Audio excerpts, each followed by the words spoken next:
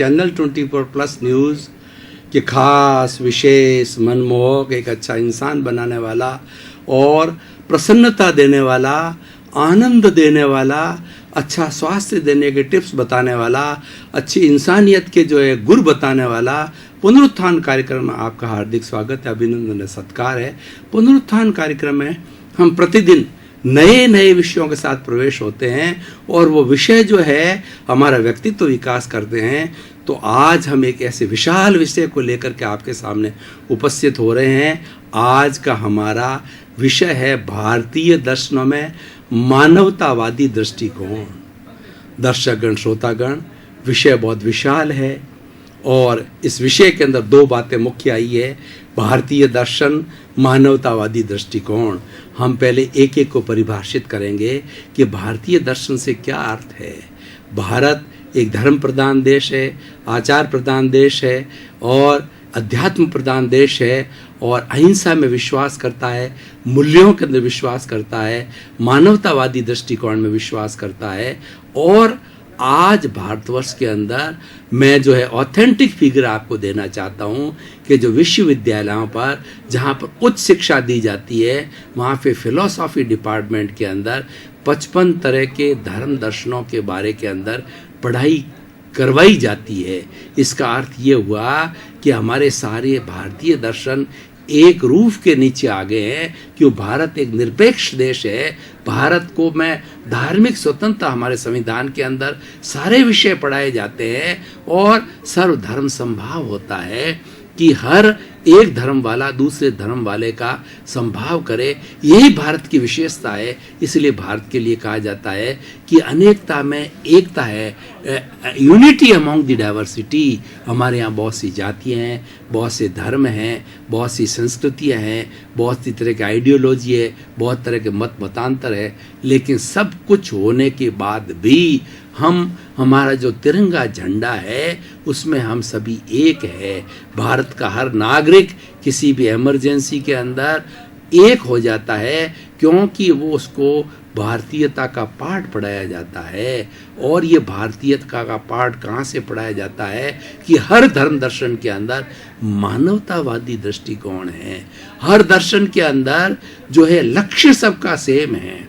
हर धर्म दर्शन सत्य का खोजी है। उनके रास्ते अलग अलग हो सकते हैं लेकिन वो अल्टीमेट एम सबका एक है और वो सारी जो नदियाँ, जितने भी धर्म दर्शन की नदियाँ हैं, एक समुंदर में जाके विलीन हो जाती है और वो सिद्धि है, वो आत्मदर्शन है, वो इंट्रोस्पेक्शन है, वो सेल्फ रियलाइजेशन है। उसमें सारी धर्म दर्शनों की नदियाँ जाकर के एक हो जाती है। उसके अंदर कोई फर्क नहीं हो जाता है, सारे रंग मिल करके एक रंग हो जाता है। भाई और बहनों, दर्शकगण, श्रोतागण, तो इसीलिए ये भारतीय दर्शन की विशेषता है। भारतीय दर्शन के अंदर मुख्य रूप से जो हमारे दर्शन है, वेद है, उपनिषद है, ब्राह्मण है, आर्यणक है और उसके बाद के अंदर वेदांत है। और वेदांत के अंदर भी कई तरह के 3 तरह के आते हैं, विशिष्टाद्वैत, अविशिष्टाद्वैत और उसके बाद में अद्वैत और द्वैत। जैन धर्म, बौद्ध धर्म, उसकी ईसाई, क्रिश्चियनिटी, इस्लाम, जुडाइज़म, सिखिज़म, अनेकों धर्म हैं और छोटे मोटे तो और से भी बहुत से धर्म जो है हमारे भारतवर्ष के अंदर शिक्षा दी जाती है। तो अब देखिए कि इतने सब धर्म की चर्चा हम कर रहे हैं और हमारे देश के अंदर फ्लोरिश हो रहे हैं, आज भी हो रहे हैं। इसके अंदर मानवतावादी दृष्टिकोण क्या है? हर धर्म का उद्देश्य होता है इंसान को इंसानियत का पाठ पढ़ाना, मानव को मानवता का पाठ पढ़ाना। यानी मानव धर्म अगर हम सबका सार निकालें तो वो मानव धर्म आता है। मानव धर्म क्या है कि जितने भी 7 अरब की जनसंख्या है, सबका खून निकाल के देखो, सबका लाल है। कोई भी जो है सफ़ेद खून किसी का नहीं है। सबके 2 आंखें हैं, 2 कान हैं, 2 हाथ है। ईश्वर ने, इस सृष्टि ने सब में सिमिलरिटी दी है और सभी मानव एक तरीके से जन्म लेते हैं। माँ की कोख से 7 महीने माँ के गर्भ में रह करके जन्म लेते हैं। हमने जो है हम कहते हैं कि महापुरुष बनता है, कोई महापुरुष रूप में जन्म नहीं लेता है। हर महापुरुष एक बच्चे के रूप में जन्म लेता है, लेकिन वो मानवतावादी दृष्टिकोण अपनाकर, उसकी शिक्षा लेकर, उसका प्रशिक्षण लेकर, उसको अपने जीवन में उतार करके और वो महापुरुष बनता है। मानवतावादी दृष्टिकोण क्या है? मानवतावादी दृष्टिकोण ये है कि सबको अपने समान समझो। जो चीज़ मुझे अच्छी नहीं लगती, जो व्यवहार मुझे अच्छा नहीं लगता है, वैसा व्यवहार मैं दूसरे के साथ में नहीं करूं। हर मानव को सोचना चाहिए कि उसको आत्म तुला के तराजू पर तोलना चाहिए कि जैसी मेरी आत्मा है वैसी की वैसी दूसरे की आत्मा है। और हम मानव की बात कर रहे हैं। कोई भी मानव जो है दुख नहीं चाहता है, हर एक सुख चाहता है। कोई मरना नहीं चाहता है, हर एक व्यक्ति जो है आराम से जीवन यापन करता है। अरे मनुष्य ही क्या, जो 84 लाख जीवायुनि जिससे चराचर जगत बना है, उसका हर प्राणी सुख चाहता है, आनंद के साथ जीना चाहता है। तो सृष्टि उसका भरण पोषण करती है। तो हमारे पास में क्या अधिकार है कि हम किसी भी मानव के साथ में बुरा व्यवहार करें, उसका जो उसके जीवन का हनन करें, उसकी हत्या करें, किसी भी प्राणी की हत्या करें? हमको कोई अधिकार नहीं है, वह अपराध है। तो मानवतावादी दृष्टिकोण एक सबके साथ में समता का भाव रखने की बात करता है। अब हम इसके मानवतावादी दृष्टिकोण के कुछ कॉमन मूल्य हैं जो हर धर्म दर्शन के अंदर है, उस कॉमन मूल्यों की बात करेंगे, क्योंकि हमारे पास में लिमिटेड टाइम है कि मानवतावादी दृष्टिकोण बनता कैसे है। मानवतावादी दृष्टिकोण के लिए हम शिक्षा हर धर्म देता है, अच्छा बनने की देता है, लेकिन ऐसे कौन कौन से घटक है, ऐसे कौन कौन से कंपोनेंट्स है, ऐसे कौन कौन से अवयव है जिसके मानव से मानवतावादी दृष्टिकोण की शिक्षा दी जाती है, मानवतावादी दृष्टिकोण बनता है। उसका सबसे बड़ा जो घटक है वह है अहिंसा। अहिंसा सब भूयक एवं करी, अहिंसा सर्वहितकारी है। सर्वभूतेषु संयम अहिंसा, प्राणी मात्र का संयम करना अहिंसा है। संयम खलु जीवनम, संयम ही जीवन है। यानी हमारी भारतीय संस्कृति के अंदर एक कॉमन शब्द जो मानवतावादी दृष्टिकोण पे आता है वो संयम। संयम का क्या अर्थ होता है कि अपनी इंद्रियों को खुला मत छोड़ो, इंद्रियों के ऊपर प्रत्याहार करो, इंद्रियों को जो बाहर जा रही है उसको भीतर की ओर ले जाओ। इंद्रियां जो है अच्छा है, हमें लौकिक जगत का जो है वो ज्ञान कराती है, लेकिन इसको भटकने मत दो। ऐसा नहीं, उदाहरण के तौर पर हमने कोई अच्छा सुंदर रूप देखा, उसके ऊपर मुग्ध हो गए, लोलुप हो गए, दुर्भावना करने लग गए, ये इंद्रियों का दुरुपयोग है। आपने कोई भी है वो सॉन्ग सुना और उस सॉन्ग के अंदर मुग्ध हो गए और आप में कामुकता जागृत हो गई। दर्शकगण, श्रोतागण, भाई और बहनों, हमने काफ़ी गहरा चिंतन किया। अब थोड़े समय की तरोताजगी लेने के लिए हम ब्रेक दे रहे हैं। ब्रेक के बाद पुनः हाजिर हों। मानवतावादी दृष्टिकोण कहता है कि ईश्वर ने 5 इंद्रियां क्यों दी? इसीलिए दी है, ये मुंह जो है ईश्वर की वाणी बोलने के लिए ये दिया, ये जो हमारी जबान दी गई है, वाणी दी गई है, और ये जो कान दिए गए हैं ईश्वर के भजन सुनने के लिए दिए गए हैं।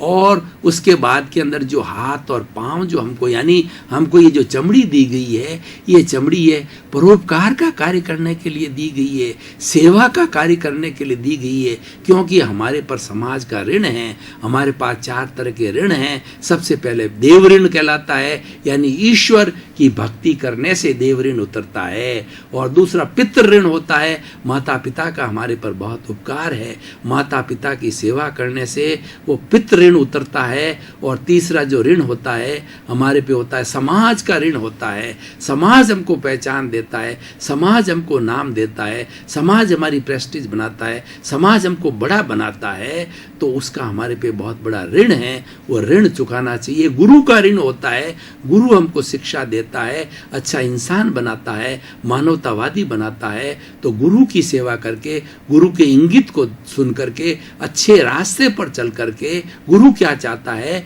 कि मेरा शिष्य जो है मानवतावादी बने, अच्छा इंसान बने और इंसानियत के कार्य करे, किसी को कष्ट न दे।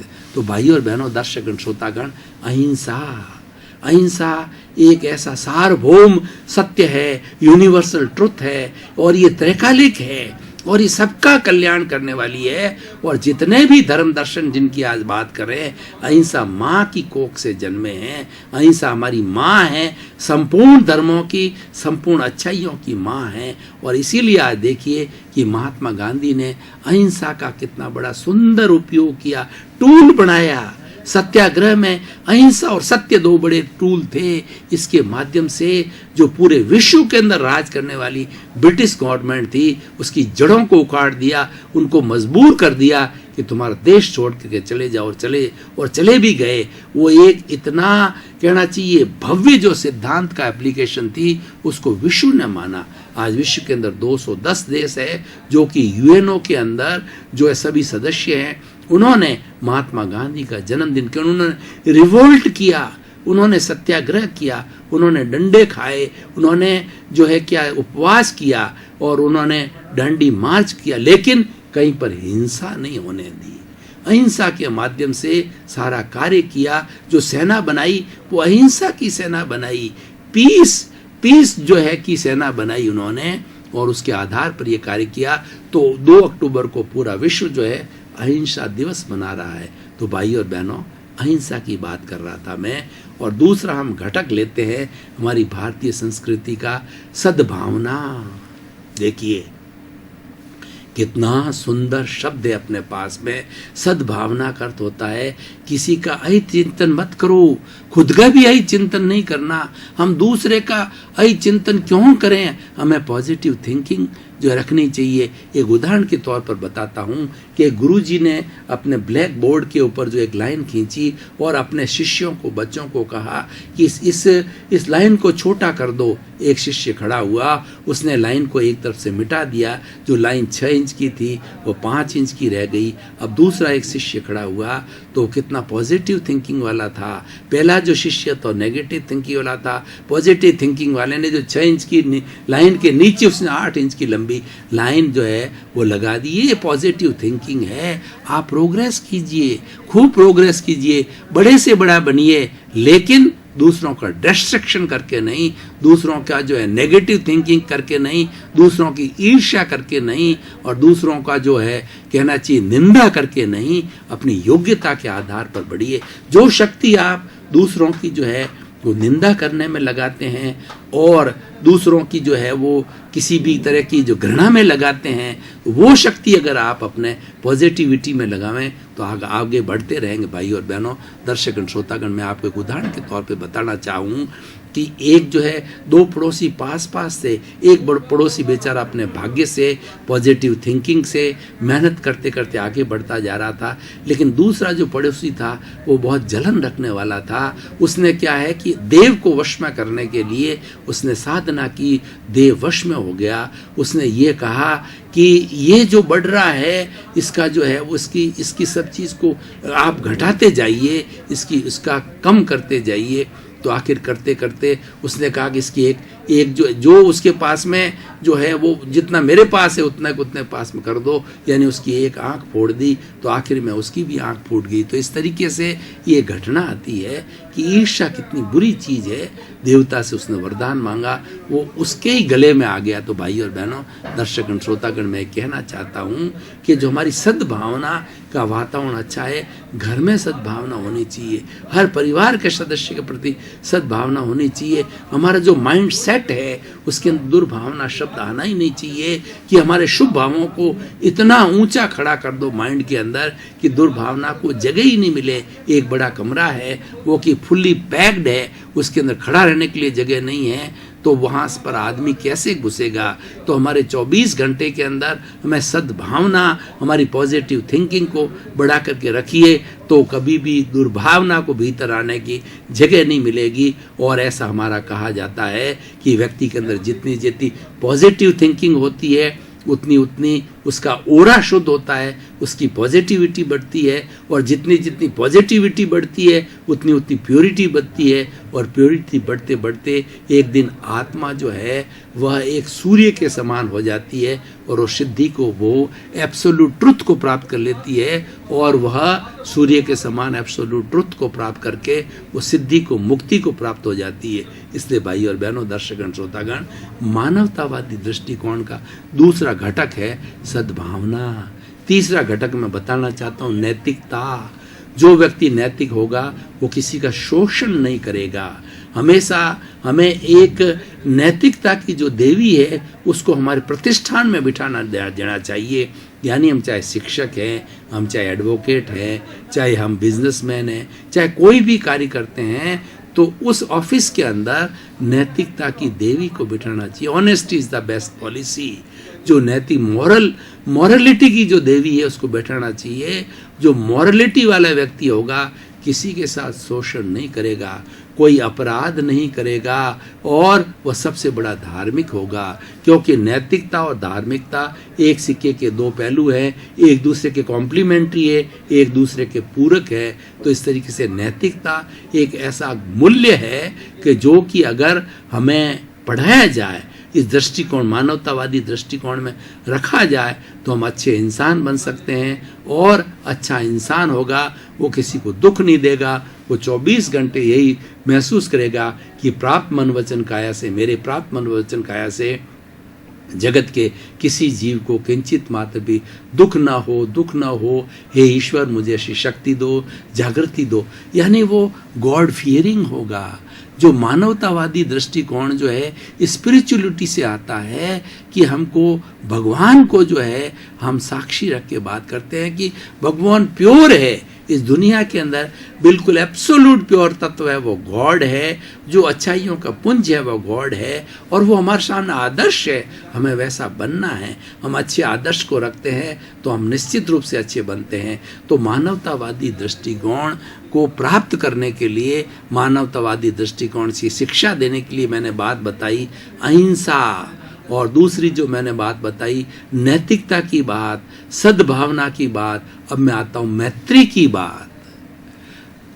मैत्री के लिए कहा गया है अपना सच में सो जा, मैतिंग भूए सुकप्पे, स्वयं सत्य खोजो। हर ईश्वर ने, हर भगवान ने, भगवान महावीर ने, भगवान बुद्ध ने और जो है ईसा मसीह ने और उसके बाद में जो है गुरु नानक ने, सब ने ये शिक्षा दी कि तुम मात्र मेरा जो है ब्लाइंडली मेरे पर फेथ मत करो, तुम स्वयं सत्य खोजो। जो रास्ता मैंने खोजा है तुम उस रास्ते पर चलो और उसकी खोज करो, तो तुम्हें जो है वो सच्चाई मिलेगी, तुम्हें ट्रुथ मिलेगा, तुम्हें एब्सोल्यूट ट्रुथ मिलेगा, परम सत्य मिलेगा। वह परम सत्य क्या है? मैतिंग भूए सुकप्पे, प्राणी मात्र के साथ मैत्री करो। खामे में सब जीवे सब्बे जीवा खमंतु में, मिट्टी में सब भूएसु वेरंग मज्जन के नहीं। 84 लाख जीवा योनि के सभी प्राणी मेरे मित्र है। मेरा किसी से बैर नहीं है, मेरा किसी से शत्रुता नहीं है। और मैंने किसी भी जन्म में किसी से शत्रुता की है तो शुद्ध अंतःकरण से मैं प्रायश्चित करता हूँ। यानी वो अपने हृदय के पटल खोल देता है। वह जो है क्षमा वीरस्य भूषणम। बड़ा कौन होता है? जो क्षमा करता है। टिट फॉर टैट हर व्यक्ति कर सकता है। इसमें कोई बड़ी बात नहीं होती है कि ईंट का जवाब पत्थर से तो हर एक व्यक्ति दे सकता है, लेकिन क्षमा करना। देखिए ईसा मसीह को जो है वो शूली चढ़ाया गया और उनके शरीर के अंदर कई घाव डाले गए, लेकिन उसने, ईसा मसीह ने अंतिम समय जाते जाते इन्हों अपने जो है जितने भी वहाँ पे उसकी देख रेख करने वाले, जो कई प्रिजनर्स देख रेख करने वाले जेलर वगैरह जो भी थे, उनको कहा कि ये लोग अज्ञानी हैं, इनको कोई तरह का कष्ट नहीं देना, इनको कोई पनिशमेंट नहीं देना, क्योंकि ये अज्ञानी हैं।